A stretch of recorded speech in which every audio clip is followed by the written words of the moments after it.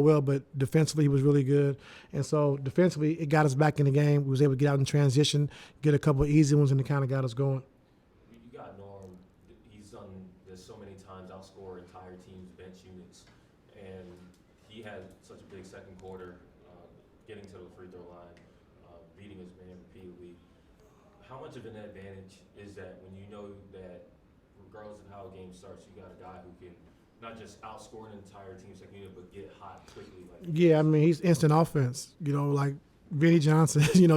Just come in the game and he can get it going quick, and he can get to the free throw line. He can make threes. He can tack downhill, get to the basket, and so he was huge for us tonight. I think his scoring with that small unit really helped us get back in that game, and to be down, I think 4 at halftime, that was huge after being down 19. So his play was really good, like I said today off the bench, and it has been for a while.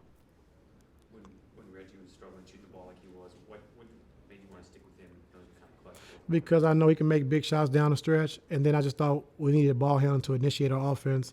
I thought he did a good job picking PG up full court, and trying to wear him down. And so I just thought we needed a traditional point guard in the game to just kind of initiate and get us into our stuff. And like I said, Kawhi got some really good shots down the stretch that he didn't make, but then he made the big three and then the big two. But we got him to his spots, got him the ball. And PG had some shots too that he normally makes. And so I just felt that just orchestrating the offense, really getting us into our sets, and whether we make the shot or not, just getting a good possession every time. And I thought we did that for the most part outside like 2 possessions in that fourth quarter. So some things we got to continue to keep working on, but it was a big win for us. Bulls aren't really a high turnover team, and you look at the turnovers that y'all forced really was the key to that defense. Kawhi had 5 of them. How was Kawhi in particular, but the team in general, just so good at just forcing the Bulls to be careless with the ball, like in a way that we haven't really seen from them all year? I mean, I just think the different coverages. I thought, Dan Craig and, like I said, Brendan O'Connor did a good job of just mixing up the defenses, try to keep them guessing. And with Kawhi and PG on the back line, once you blitz or once you switch and, you come low man, trap the box, and you try to skip it over the top, you got PG and Kawhi on the backside.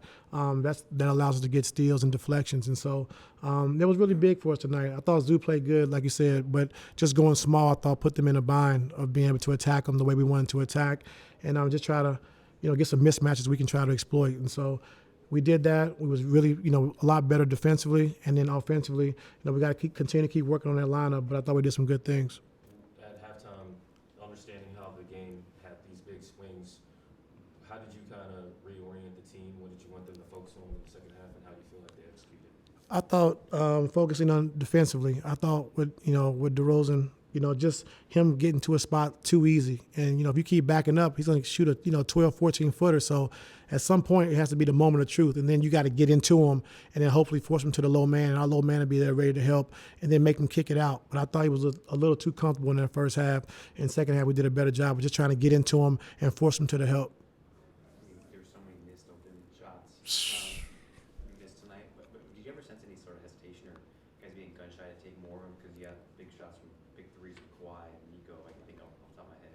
Yeah, I mean, you shoot 44 threes. I don't think you got gunshot at all. but I mean, you got to take what the defense gives you. They're going to double team PG. They're going to double team Kawhi. Then guys got to be ready to shoot the basketball, and that's that's how we play. And so, nights you don't make shots. Your defense has to be a lot better. And I thought we did a really good job, like I said, in that second half of just we're holding them to 45 points in the second half. Was really good. So if you're not making shots, like I talked about all season long, you have to have a defensive mindset and a defensive approach. And I thought in the second half we did that. So from the start of that East Coast road trip, and starting in Philly in December, the defense has been, I think, like 4th worst in terms of half-court defense. What have you seen in terms of progress with tonight being another data point, and you guys turning that around? I think just having a couple practices. I think getting our guys back, getting them healthy, and just understand our defensive foundation of what we want to do every single night. And so just getting back to the basics because we haven't had a lot of practice time all year, playing every day or every other day for the most part the whole season. So just having some practice days, I think using the shoot-arounds and just getting our foundation in, continue to keep working on it. And it's coming. And like I said, it's going to take some time, but getting our guys back, getting them playing, understand what we want on both sides of the basketball is going to take some time, but I like where we're at. The All-Star reserves, they get announced Thursday. I know that's your vote, head coach's vote. Why do you feel like Paul George, Kawhi Leonard should be considered to be All-Stars this season? Just showing you the importance, how important they are to this team. When those two guys play, we're a totally different team. And when you, construct a team around two players, if they don't play, it's kind of hard. And so with those guys on the floor, you see what kind of team that we really are. And so on both sides of the basketball. And so what they meant to winning on this last, 6 out of 7 games, how they played at a high level, that shows you, what kind of team we can be when they're healthy.